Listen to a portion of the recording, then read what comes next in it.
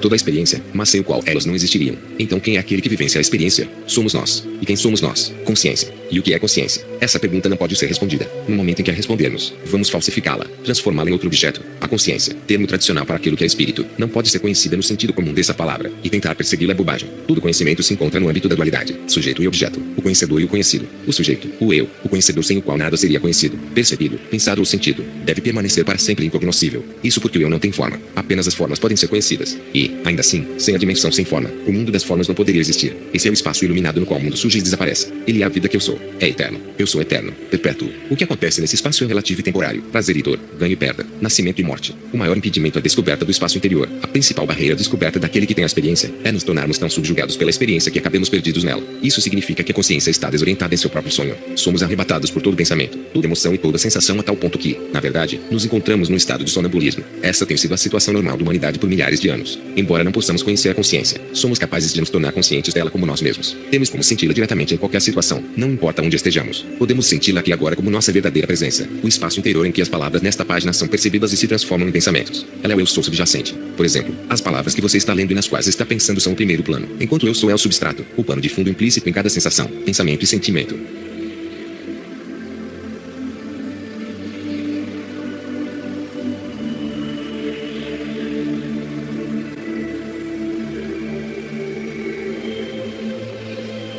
Respiração. Podemos descobrir o espaço interior criando lacunas no fluxo do pensamento. Sem elas, o pensamento se torna repetitivo, desprovido de inspiração, sem nenhuma centelha criativa. E é assim que ele é para a maioria das pessoas. Não precisamos nos preocupar com a duração dessas lacunas. Alguns segundos bastam. Aos poucos, elas irão aumentar por si mesmas, sem nenhum esforço da nossa parte. Mais importante do que fazer com que sejam longas é criá-las com frequência para que nossas atividades diárias e nosso fluxo de pensamento sejam entremeados por espaços. Certa ocasião alguém me mostrou a programação anual de uma grande organização espiritual. Quando a examinei, fiquei impressionada pela rica seleção de seminários e palestras interessantes. A pessoa me perguntou se eu poderia recomendar uma ou duas atividades. Não sei, não. Todas elas me parecem muito interessantes. Mas eu conheço esta. Tome consciência da sua respiração sempre que puder, toda vez que se lembrar. Faça isso durante um ano e terá uma experiência transformadora bem mais forte do que a participação em qualquer uma dessas atividades. E é de graça. Tomar consciência da respiração faz com que a atenção se afaste do pensamento e produza espaço. É uma maneira de gerar consciência. Embora a plenitude da consciência já esteja presente como não manifestado, estamos aqui para levar a consciência a essa dimensão. Tome consciência da sua respiração. Observe a sensação do ato de respirar. Sinta o movimento de entrada e saída do ar correndo em seu corpo. Veja como o peito e o abdômen se expandem e se contraem ligeiramente quando você inspira e expira.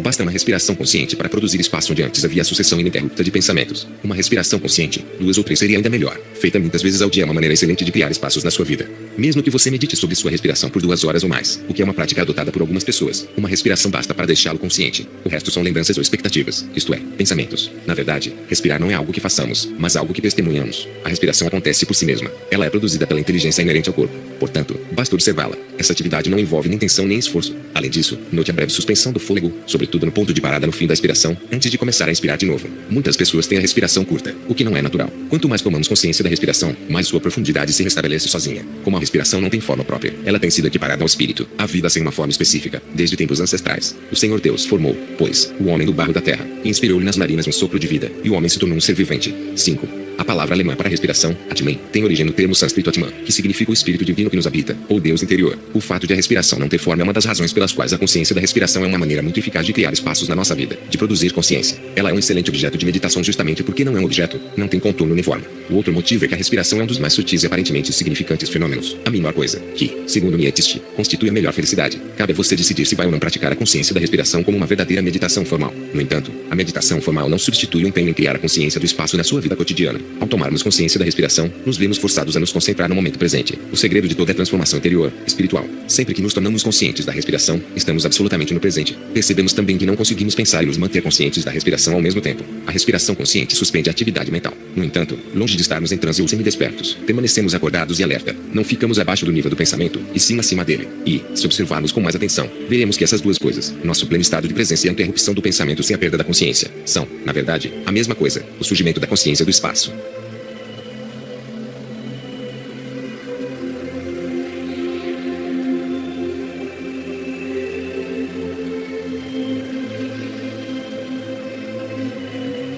Socius, um padrão de comportamento compulsivo de longa duração pode ser chamado de vício, e um vício vive dentro de nós como uma quase identidade ou subpersonalidade, um campo energético que periodicamente assume total controle sobre nós. Ele chega de fato a dominar nossa mente, a voz da nossa cabeça, que, assim, se torna a voz do vício. Pode dizer-nos algo como: você teve um dia duro, merece um agrado, por que se negar o único prazer que lhe resta na vida? E, assim, se nos identificarmos com a voz interior por causa da falta de consciência, nos veremos caminhando para a geladeira e pegando uma bela torta de chocolate. Em outras ocasiões, o vício pode superar completamente nossos pensamentos e, de repente, talvez estejamos fumando um cigarro ou segurando um copo de bebida. Como é que isso veio parar na minha mão? Tirar o cigarro do maço e acendê-lo ou servir-se de uma bebida foram atos executados em total inconsciência. Se você tem um padrão de comportamento compulsivo, como fumar, comer em excesso, beber, ver televisão, ficar muitas horas conectado à internet ou qualquer outra coisa do gênero, pense em fazer o seguinte: quando observar a necessidade compulsiva a despontar dentro de si, pare e respire conscientemente 3 vezes. Isso desperta consciência. Então, por alguns minutos, tome consciência dessa ansiedade como um campo energético no seu interior. Sinta de modo consciente essa necessidade física ou mental que o leva a querer ingerir algo, consumir determinada substância ou adotar uma forma de comportamento compulsivo. Em seguida, respire conscientemente mais algumas vezes. Depois, poderá descobrir que a urgência compulsiva desapareceu, pelo menos dessa vez, ou que ela ainda o domina, e tudo o que lhe resta é agir sob seu comando de novo. Nesse caso, porém, não faça disso um problema. Torne o vício parte da sua prática de consciência, seguindo as instruções que acabei de fornecer. À medida que a consciência for aumentando, os padrões de dependência começarão a se enfraquecer e acabarão por se dissipar. Lembre-se, contudo, de estar atento a todos os pensamentos que justificam o comportamento exigido pelo vício, algumas vezes com argumentos inteligentes. Pergunte-se: quem está dizendo isto?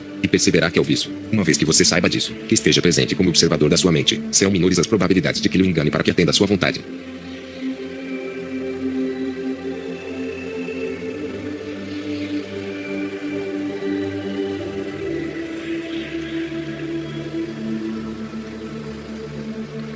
Percepção do corpo interior. Outra maneira simples mas eficaz de encontrarmos espaço na nossa vida está intimamente ligada à respiração. Você descobrirá que, enquanto sente o fluxo sutil do ar entrar no seu corpo e sair dele, assim como o movimento de subida e descida do tórax e do abdômen, também está ficando ciente do seu corpo interior. Sua atenção pode então se transferir da respiração para essa sensação de energia vital que está disseminada dentro do seu corpo. As pessoas, em sua maioria, estão tão distraídas pelos pensamentos, tão identificadas com a voz dentro da sua cabeça, que não conseguem mais perceber a energia vital em seu interior, ser incapaz de sentir a vida que anima o corpo físico, a própria vida que nós somos. É a maior privação que alguém pode sofrer. Assim, elas começam a buscar não apenas substitutos desse estado natural de bem-estar interno, como também algo que encubra o permanente desconsolo que sentem por não estarem em contato com essa energia vital, que permanece presente, embora costume ser desconsiderado. Alguns dos substitutos mais procurados são as emoções fortes induzidas pelas drogas, a superestimulação sensorial, como a música em alto volume, distrações eletrizantes ou perigosas e obsessão pelo sexo. Até mesmo os conflitos nos relacionamentos são colocados no lugar dessa sensação genuína de energia vital. O recurso mais visado para suprir o contínuo desalento subjacente são os relacionamentos íntimos, um homem ou uma mulher que faça a pessoa feliz. Isso, é claro, está entre as mais frequentes de todas as decepções. E, quando o desconsolo volta à tona, o parceiro ou parceira é sempre responsabilizado. Por isso, respire conscientemente 2 ou 3 vezes. Agora veja se consegue detectar uma sensação sutil da energia vital que permeia todo o seu corpo interior. Você é capaz de, digamos, sentir seu corpo de dentro para fora. Procure ter uma breve sensação de partes específicas. As mãos, depois os braços, os pés e as pernas. Pode sentir o abdômen, o peito, a nuca e a cabeça. E quanto aos lábios, há vida neles. Em seguida, tome consciência mais uma vez do corpo interior como um todo. A princípio, talvez você queira praticar esse exercício de olhos fechados. No entanto, depois de sentir seu corpo, abre os olhos e observe ao redor enquanto continua a senti-lo. Algumas pessoas podem achar que não há necessidade de fechar os olhos. Na verdade, talvez elas até consigam sentir o corpo interior enquanto leem este texto.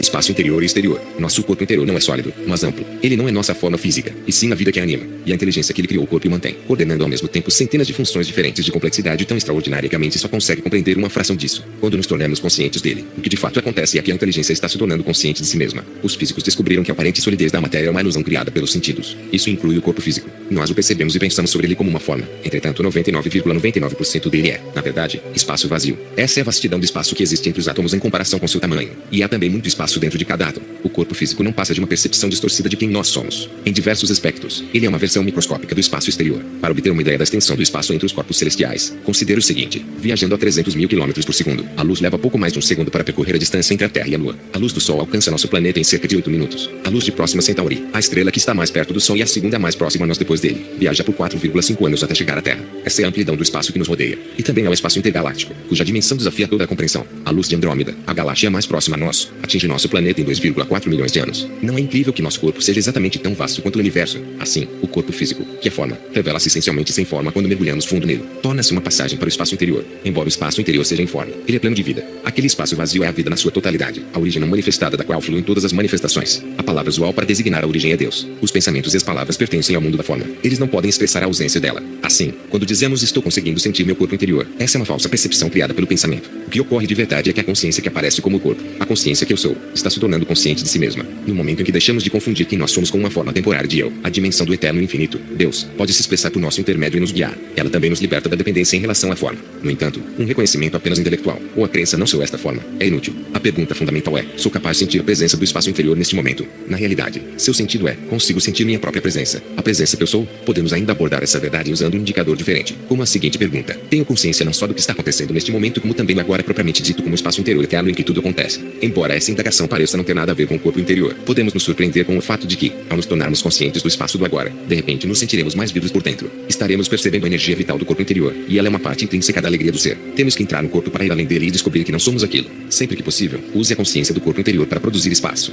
Durante uma espera, quando estiver ouvindo alguém ou nas ocasiões em que fizer uma pausa para apreciar o céu, uma árvore, uma flor, seus filhos, seu marido ou sua mulher, sinta a vida dentro de si ao mesmo tempo. Isso significa que parte da sua atenção ou consciência permanece sem forma, enquanto o resto está disponível para o mundo exterior das formas. Toda vez que você habitar seu corpo dessa maneira, ele servirá como uma âncora para mantê-lo presente no agora. Isso impedirá de se perder no pensamento, nas emoções e nas situações externas. Quando pensamos, sentimos, percebemos e vivemos uma experiência, a consciência adquire uma forma. É a reencarnação, num pensamento, num sentimento, num sentido de percepção, numa experiência. O ciclo de renascimentos de que os budistas esperam finalmente se libertar acontece de modo contínuo, e é apenas neste momento, por meio do poder do agora traço que conseguiremos sair dele. Pela total aceitação da forma do agora, alcançamos um alinhamento interno com o espaço, que é a essência do agora. Por meio da aceitação, criamos uma vastidão interior, procuramos nos unificar com o espaço, e não com a forma. É isso que leva a verdadeira perspectiva e equilíbrio à nossa vida.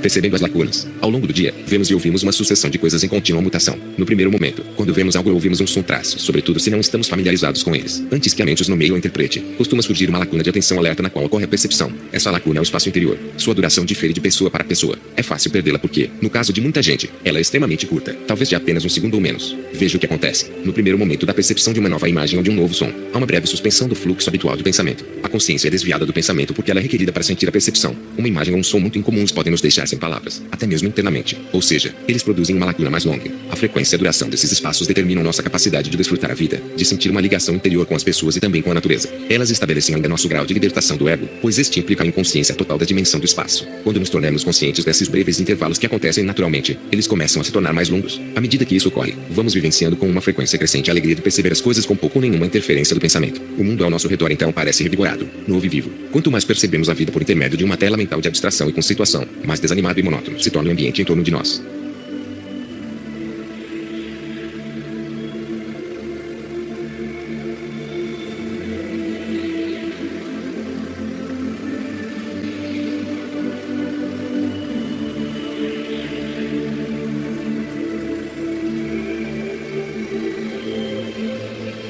Perder-se para se encontrar. O espaço interior surge também sempre que deixamos de lado a necessidade de enfatizar nossa identificação com a forma. Isso é algo requerido pelo ego, não é uma carência genuína. Já abordei brevemente esse ponto. Toda vez que abrimos mão de um padrão de comportamento que leva a isso, criamos um espaço interior, reforçamos quem nós somos de verdade. Para o ego, é como se estivéssemos nos perdendo de nós mesmos. Porém ocorre o oposto. Jesus nos ensinou que precisamos nos perder para nos encontrar. Quando abandonamos um desses padrões, atenuamos o destaque de quem somos no nível da forma. Assim, quem somos além da forma emerge de maneira mais plena. Como nos tornamos menos, podemos ser mais. Vou mencionar alguns comportamentos que as pessoas adotam inconscientemente para fortalecer sua identidade com a forma. Se você estiver alerta o bastante, será capaz de detectar alguns deles dentro de si mesmo. Exigir reconhecimento por alguma coisa que fez o indignar-se ou aborrecer-se quando não consegue. Tentar obter atenção falando sobre problemas pessoais. Contando a história da própria doença ou fazendo uma cena. Dar uma opinião quando ninguém a pede e ela não faz diferença para a situação. Ser mais preocupado com o modo como é visto pelas pessoas do que com elas. Isto é, usá-las como um reflexo do ego ou como um instrumento para realçar o ego. Tentar causar impressão nos outros por meio de bens, conhecimentos, boa aparência, posição social, força física, etc. Inflar temporariamente o ego adotando uma reação irada contra alguma coisa ou alguém. Levar tudo para o lado pessoal intelectual e sentir-se ofendido, considerar-se certo e os outros errados por meio de queixas fúteis, mentais ou verbais, querer ser visto ou parecer importante. Caso você detecte um desses padrões em si mesmo, sugiro que faça uma experiência. Descubra como se sente e o que ocorre se o abandonar. Simplesmente descarte-o e veja o que acontece. Enfraquecer quem você é no nível da forma é outra maneira de gerar a consciência. Encontre o imenso poder que flui de você para o mundo, deixando de fortalecer sua identificação com a forma.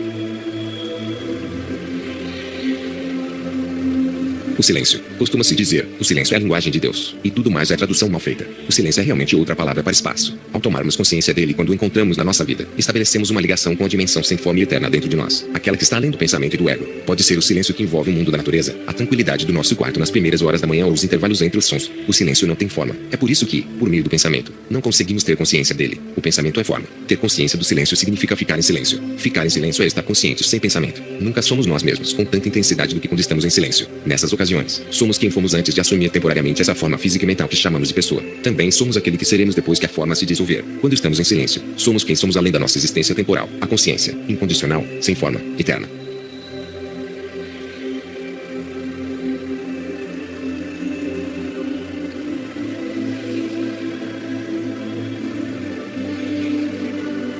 Capítulo 9.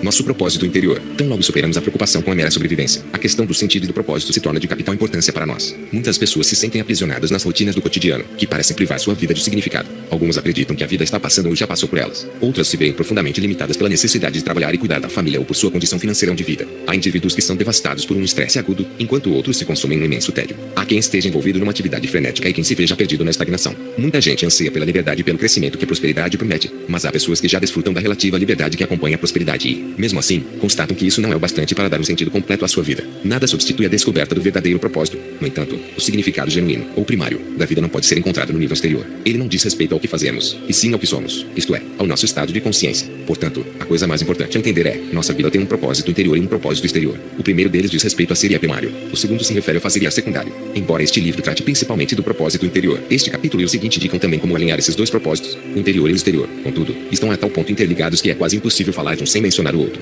Nosso propósito interior é despertar. É simples assim. Nós o compartilhamos com todas as pessoas do planeta porque esse é o propósito da humanidade. O propósito interior de cada indivíduo é uma parte essencial do propósito do todo, do universo e a sua inteligência emergente. Por outro lado, o propósito exterior pode mudar ao longo do tempo. Ele varia significativamente de pessoa para pessoa. Encontrar o propósito interior e viver alinhado com ele é o alicerce para a satisfação do propósito exterior. É a base para o verdadeiro sucesso. Sem esse alinhamento, até conseguirmos alcançar determinadas metas por meio do esforço, da luta, da determinação e do puro trabalho intenso ou da esperteza e da habilidade. Mas não existe alegria nesses empreendimentos, e eles costumam acabar em alguma forma de sofrimento.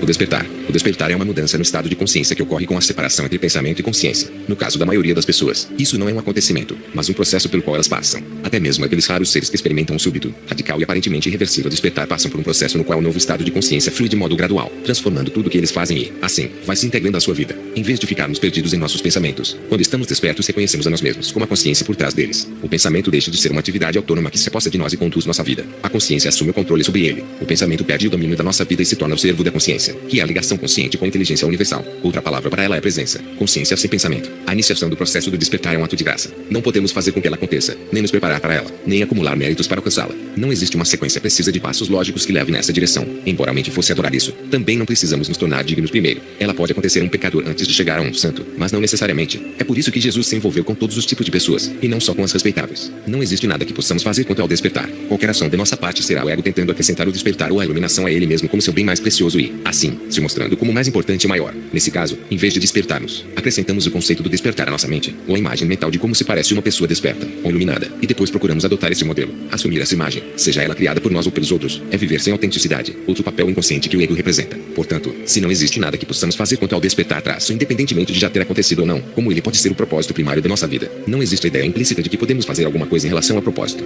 Apenas o primeiro despertar, o lampejo inicial da consciência sem pensamento, acontece por graça, sem nenhum gesto da nossa parte. Se você considera este livro livro incompreensível ou sem significado, é porque isso ainda não lhe aconteceu. No entanto, caso algo em seu interior responda a ele, se você, de alguma forma, reconhece a verdade nele, isso significa que o processo do despertar já está em andamento. Depois dessa etapa inicial, não poderá ser revertido, embora possa ser retardado pelo ego. No caso de algumas pessoas, esta leitura desencadeia o processo do despertar. Em relação a outras, a função deste livro é ajudá-las a reconhecer que já começaram a despertar e, assim, intensificar e acelerar esse processo. Este livro também auxilia no reconhecimento do ego sempre que ele tenta recuperar o controle e obscurecer a consciência que está surgindo. Alguns indivíduos experimentam despertar quando, subitamente, se tornam conscientes dos tipos de pensamentos que costumam ter, sobretudo os negativos e persistentes, com os quais podem ter se identificado durante toda a vida. De repente, há uma consciência que está consciente do pensamento, mas não é a parte dele. Qual a relação entre consciência e pensamento? Consciência é o espaço em que os pensamentos existem quando esse espaço já se tornou consciente de si mesmo. Quando temos um lampejo de consciência ou presença, reconhecemos isso de imediato. Não se trata mais de um simples conceito na nossa mente. Então, somos capazes de fazer a escolha consciente de nos manter presentes em vez de nos entregar ao pensamento inútil.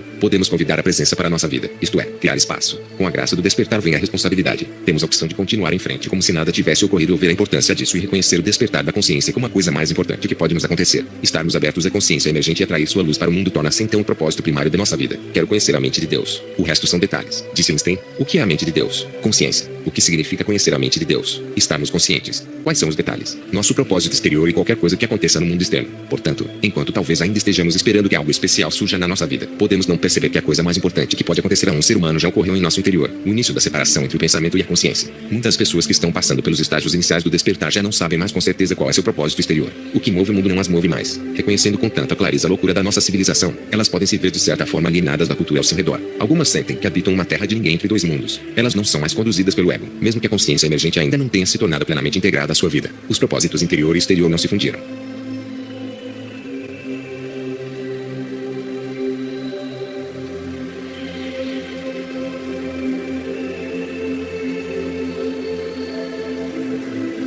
Um diálogo sobre o propósito interior. O diálogo a seguir condensa uma série de conversas que tive com pessoas que estavam buscando o propósito da própria vida. Algo é verdadeiro quando faz eco ao que existe no íntimo do nosso ser e o expressa, isto é, quando está alinhado com o nosso propósito interior. É por isso que, primeiro, dirijo a atenção delas para seu propósito interior e primário. Não sei exatamente o que seria, mas desejo uma mudança na minha vida. Quero crescer, fazer alguma coisa significativa aí. Sim, almejo a prosperidade e a liberdade que ela traz. Tenho vontade de realizar algo importante, uma coisa que faça a diferença no mundo. Mas, se você me perguntar o que é isso, não sei dizer. Você pode me ajudar a descobrir o propósito da minha vida. Seu propósito é se sentar aqui e conversar comigo, porque é onde você está e é o que está fazendo, até que se levante e se ocupe de outra coisa. Então aquilo se tornará seu propósito. Então meu propósito é me sentar no meu escritório pelos próximos 30 anos até me aposentar ou ser posto para fora. Você não está no seu escritório agora, portanto esse não é seu propósito. Quando você se senta lá e faz qualquer coisa que seja, esse é seu propósito, não para os próximos 30 anos, mas naquele momento. Acho que existe um mal-entendido neste caso. Para você, propósito corresponde ao que estou fazendo agora, enquanto para mim significa ter um objetivo global na vida, algo grande e importante que dê sentido ao que eu realizo, alguma coisa que faça diferença. E isso não é ficar lidando com papéis no escritório. Eu sei disso.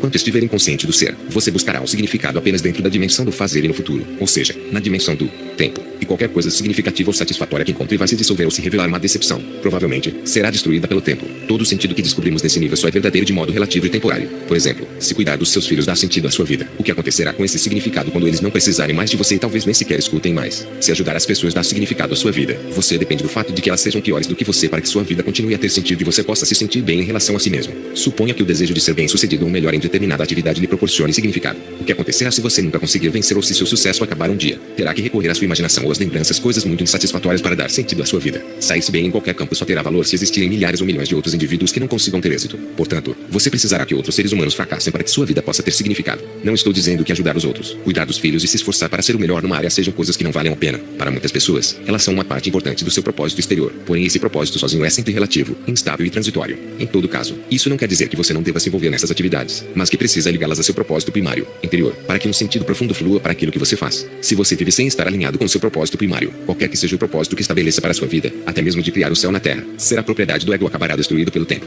Cedo ou tarde, ele levará ao sofrimento. Caso você ignore seu propósito interior, não importa o que faça, mesmo que seja algo aparentemente espiritual, o ego vai se instalar no modo como você o executa, e assim o meio corromperá ao fim. O ditado caminho para o inferno é pavimentado com boas intenções aponta para essa verdade. Em outras palavras, nem seus objetivos nem suas ações são primários, somente o estado de consciência que os acompanha. A satisfação do propósito primário estabelece a base para uma nova realidade, uma nova terra. Depois que esse alicerce passa a existir, seu propósito exterior se torna carregado de poder espiritual porque seus objetivos e suas intenções estarão unidos ao impulso evolucionário do universo. A separação entre o pensamento e a consciência, que está no centro do seu propósito primário, acontece através da negação do tempo. Não estou falando falando, é claro, do tempo usado para fins práticos, como marcar uma consulta. Não se trata do tempo do relógio, mas do tempo psicológico, que é o hábito arraigado da mente de buscar a plenitude da vida no futuro, onde não pode ser encontrada, e ignorar o único ponto de acesso a ela, o momento presente, quando vê aquilo que está fazendo ou o lugar em que está como o propósito principal da sua vida. Você nega o tempo. Isso lhe dá um poder imenso. A negação do tempo naquilo que está sendo realizado também fornece a ligação entre os seus propósitos interior e exterior, entre ser e fazer. Sempre que nega o tempo, você nega o ego. Não importa a atividade que esteja executando, você a desenvolverá extraordinariamente bem porque o fazer em si passa a ser o ponto focal da sua atenção. Sua ação se torna então um canal pelo qual a consciência entra no mundo. Isso significa que existe qualidade no que você faz, mesmo no ato mais simples, como virar as páginas do catálogo telefônico ou atravessar a sala. O propósito principal de virar as páginas é virar as páginas. O propósito secundário é encontrar um número de telefone. O propósito principal de atravessar a sala é atravessar a sala. O propósito secundário é apanhar um livro na outra extremidade. E, no instante em que você o pega, isso se torna seu propósito principal. Você deve estar lembrado do paradoxo do tempo que mencionei. Qualquer coisa que façamos requer tempo. Ainda assim, é sempre agora. Então, enquanto seu propósito interior é negar o tempo, seu propósito exterior envolve necessariamente o futuro e, assim, este último não poderia existir sem o tempo. Mas ele é sempre secundário. Toda vez que você fica ansioso ou estressado, isso mostra que o propósito exterior assumiu o controle e que você perdeu o propósito interior de vista. Terá se esquecido de que seu estado de consciência é primário e todo o resto, secundário. Viver assim não me impediria de pretender alcançar algo importante. Meu medo é passar o resto da vida fazendo coisas pequenas, atividades que não têm nenhuma relevância. Tenho receio de jamais superar a mediocridade, de nunca ousar conquistar algo grandioso, de não satisfazer meu potencial. Aquilo que é notável surge das pequenas coisas que são dignificadas e tratadas com atenção. A vida de todos nós consiste, sem dúvida, em pequenas coisas. A grandiosidade é uma abstração mental e a fantasia favorita do ego. O paradoxo é que a base para alcançá-la é o respeito pelas pequenas coisas do momento presente, e não a perseguição da ideia de grandeza. O momento presente é sempre pequeno no sentido de que é simples, mas, escondido dentro dele, está o poder maior, assim como o ato. Ele é uma das menores coisas, no entanto é extraordinariamente poderoso. Nós só temos acesso a esse poder quando nos alinhamos com o momento presente. Talvez seja mais apropriado dizer que ele tem acesso a nós e, por nosso intermédio, ao mundo. Jesus estava se referindo a esse poder quando afirmou: de mim mesmo não posso fazer coisa alguma e não credes que estou no Pai e que o Pai está em mim? As palavras que vos digo não as digo de mim mesmo, mas o Pai, que permanece em mim, é que realiza as suas próprias obras. Uma ansiedade, tensão contínua e negativismo nos tiram essa força. A ilusão de que estamos separados do poder que conduz o universo retorna. Outra vez nos sentimos sozinhos, lutando contra algo ou tentando alcançar um objetivo qualquer. Contudo, o que desencadeou a ansiedade, a tensão ou negativismo? Nosso afastamento do momento presente. E por que fizemos isso? Porque pensamos que outra coisa é mais importante. Acabamos por nos esquecer do propósito primário. Um pequeno erro, uma interpretação equivocada. Um mundo de sofrimento. O momento presente garante nosso acesso ao poder da vida propriamente dito, aquele que tem sido chamado de Deus. Assim que nos distanciamos dele, Deus para de ser uma realidade para nós e tudo o que nos resta é o conceito mental de Deus, alguém que algumas pessoas acreditam, mas que é negado por outras. Até mesmo a crença nele não passa de um precário substituto da sua realidade viva que se manifesta a cada momento na nossa vida. A total harmonia com o momento presente não requer a cessação de todo movimento. Sendo assim, talvez a existência de qualquer meta implique uma ruptura temporária dessa harmonia com o momento presente e seu restabelecimento num nível superior ou mais complexo depois que o objetivo é alcançado. Imagino que nem o broto que cresce a partir do solo se mantém inteiramente alinhado com o momento presente porque ele tem uma meta, quer se tornar uma árvore. Pode ser que depois de atingir a maturidade ele viva em harmonia com o momento presente. O broto não quer nada porque ele e a totalidade são uma coisa só, e a totalidade age por meio dele.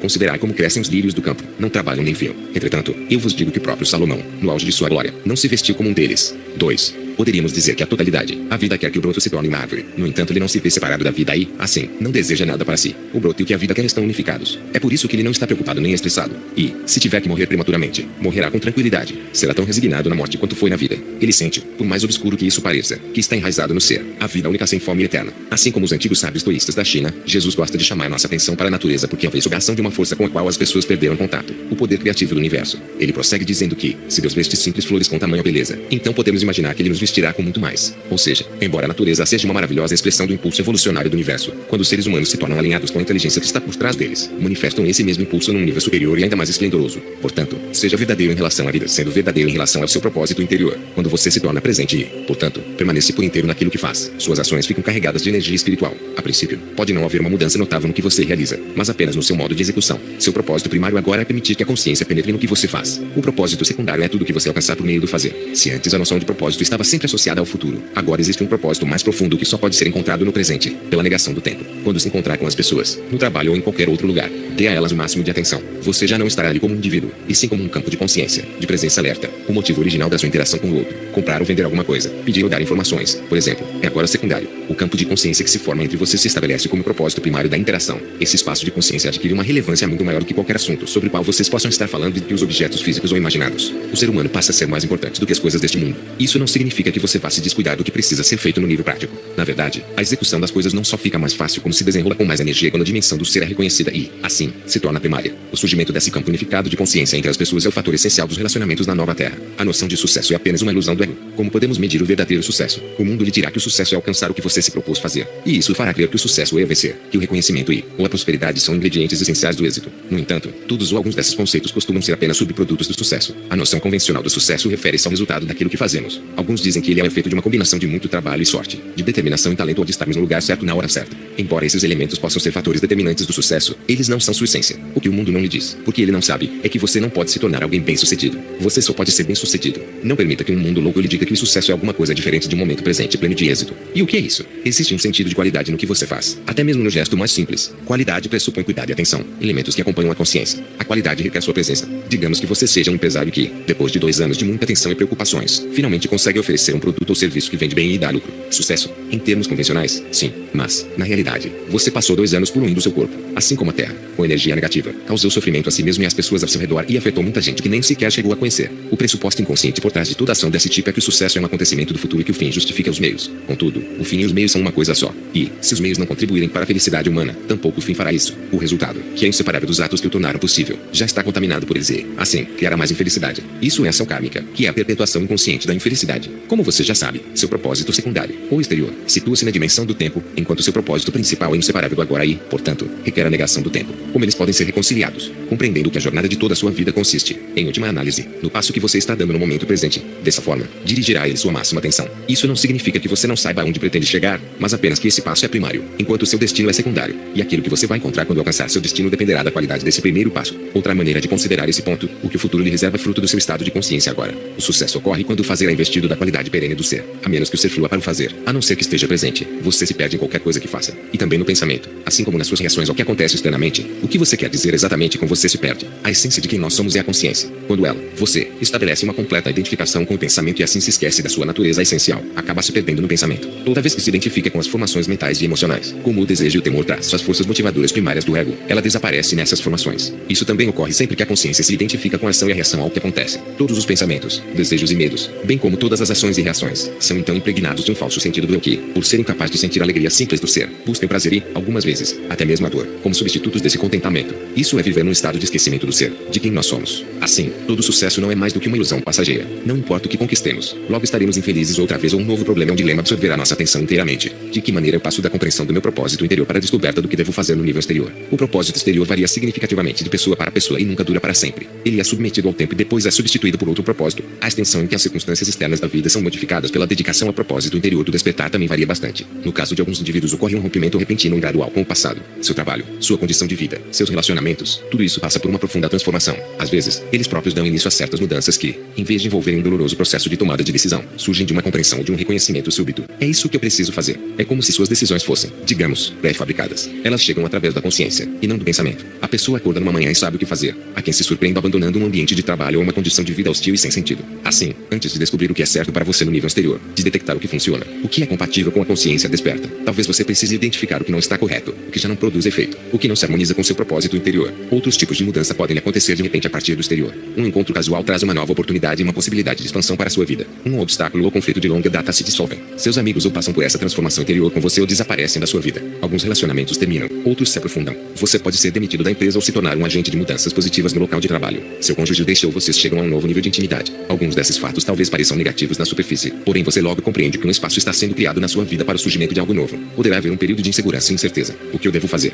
Como o ego deixou de controlar sua vida, a necessidade psicológica de segurança externa, que é ilusória de qualquer maneira, diminui. Você se torna capaz de viver com incerteza e até de gostar dela. Com isso, infinitas possibilidades se abrem à sua frente. Isso mostra que o medo já não é um fator dominante no que você faz e não impede mais de tomar atitudes para iniciar a mudança. O filósofo romano Tácito observou com toda a propriedade que o desejo de segurança é um obstáculo a todo grande e nobre empreendimento. Se a incerteza é inaceitável para você, ela se transforma em medo. Caso seja perfeitamente aceitável, ela vai aumentando aos poucos sua animação, seu estado de alerta e sua criatividade. Muitos anos atrás, seguindo um forte impulso interior, abandonei uma carreira acadêmica que o mundo teria chamado de promissora e, assim, ingressei na mais completa incerteza. Disso se originou minha nova encarnação como mestre espiritual tempos depois. Algo semelhante aconteceu de novo bem mais tarde, também por causa de um impulso. Abandonei minha casa na Inglaterra e me mudei para a costa oeste dos Estados Unidos. Obedeci a esse impulso, embora desconhecesse sua razão. Dessa opção pela incerteza surgiu meu livro Zero Poder do Agora, que em sua maior parte foi escrito na Califórnia e em British Columbia, no Canadá. Nessa época, eu não tinha casa própria nem recebia salário, vivia de economias, que foram se esgotando com a maior rapidez. Na verdade, tudo se encaixou maravilhosamente. Fiquei sem dinheiro no exato momento em que estava acabando de escrever o livro. Comprei um bilhete de loteria e ganhei $1000, o que me garantiu o sustento por mais um mês. Nem todas as pessoas, porém, passam por uma mudança tão drástica no que diz respeito às circunstâncias externas. Na outra extremidade do espectro há indivíduos que permanecem exatamente onde estão e continuam fazendo a mesma coisa de sempre. Para eles, apenas o como muda, e não o que. E não por medo ou inércia. O que eles estão realizando já é um veículo perfeito para a consciência entrar no mundo, e ela não precisa de outro. Essas pessoas também contribuem para a manifestação da nova Terra. Isso não deveria acontecer com todo mundo. Se satisfazer nosso propósito interior é estarmos alinhados com o momento pensante, porque alguém deveria sentir necessidade de abandonar seu trabalho ou sua condição de vida atual. Estar alinhado com o que não significa que a pessoa não vai iniciar a mudança nem que se torne incapaz de agir. A motivação para tomar atitudes, no entanto, vem de um nível mais profundo, e não do desejo nem do medo próprios do ego. O ajuste interior com o momento presente abre a consciência e a coloca em sintonia com o todo, do qual o agora é a parte integrante. O todo, a totalidade da vida, entra assim em ação por intermédio do indivíduo. O que você quer dizer com o todo? Por um lado, o todo compreende tudo o que existe, é o mundo ou o cosmo. Entretanto, todas as coisas existentes, dos micróbios aos seres humanos e às galáxias, não são realmente coisas, ou entidades separadas. Elas constituem parte de uma teia de processos multidimensionais interligados. Nós não reconhecemos essa unidade, isto é, só vemos as coisas como elementos isolados. E isso ocorre por duas razões. Uma delas é a percepção, que reduz a realidade àquilo a que temos acesso por meio da pequena extensão dos nossos sentidos. O que podemos ver, ouvir, cheirar, provar e tocar. No entanto, quando somos capazes de perceber sem interpretar ou rotular mentalmente, ou seja, sem acrescentar pensamento